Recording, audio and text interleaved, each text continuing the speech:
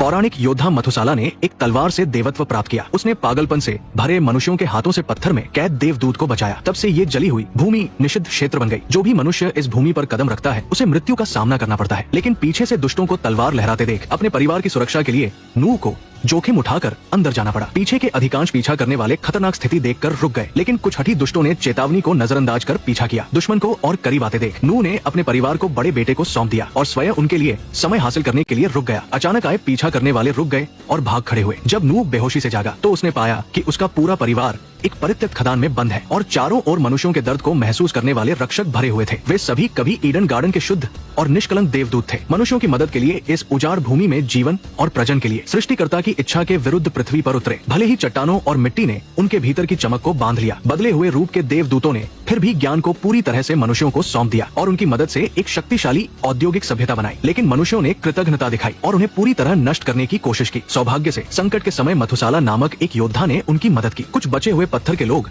जीवित रह सके। उनकी घृणा भरी नजरों को देखकर नूह ने जल्दी से समझाया कि वो मथुसाला का वंशज है। सृष्टिकर्ता ने सपने में उसे अपने दादा से मदद मांगने के लिए यहाँ भेजा। रक्षकों को नूह की बातों की सत्यता का पता नहीं चला, इसलिए उन्होंने उसे खदान में अकेला छोड़ दिया। सौभाग्य से रात को एक रक्षक जो मनुष्यों पर थोड़ा भरोसा रखता था अचानक आया और नूह के परिवार को चुपके से बचाया। लंबे समय से वे हर पल सृष्टिकर्ता से क्षमा की प्रार्थना करते रहे, उम्मीद करते हुए कि वे स्वर्ग में लौट सके, लेकिन उन्हें कोई जवाब नहीं मिला। लेकिन नूह ने रहस्यमय ढंग से सृष्टिकर्ता की पुकार सुनी। रक्षकों ने सोचा कि ये उनके प्रायश्चित का एकमात्र अवसर हो सकता है, इसलिए वे नूह के परिवार को लेकर जली हुई भूमि से गुजरे और उस पहाड़ पर पहुंचे जो उसने सपने में देखा था। शाम के समय नूह ने तंबू लगाया और रक्षक से अपने परिवार की देखभाल करने को कहा और वो अपने बड़े बेटे के साथ हरे भरे पहाड़ पर चढ़ गया, गुफा में तपस्या कर रहे अपने दादा मथुसाला को खोजने। दोनों के वहाँ पहुँचने से पहले ही मथुसाला ने अपने वंशज नूह को पहचान लिया और जल्दी से अपने बड़े बेटे शेम से मिलवाया। मथुसाला को उनके आने का उद्देश्य पता था। उसने जादू से शेम को सुला दिया क्योंकि अगली बातचीत बच्चों के लिए उपयुक्त नहीं थी। मथुसाला के पिता ने स्वर्गारोहण से पहले बताया था कि अगर मनुष्य गलत काम करते रहे तो सृष्टिकर्ता एक दिन सब कुछ नष्ट कर देगा। हालांकि नूह के सपने में देखी गई बाढ़ के बजाय हनोक को विशाल आग की जानकारी थी। नूह के साथ बेहतर संवाद स्थापित करने के लिए मथुसाला ने उसे एक कप गर्म चाय दी। एक घूंट पीते ही नूह फिर से सपने में चला गया। उसने देखा कि कप में एक बीज तैर रहा है जो पानी को छूते ही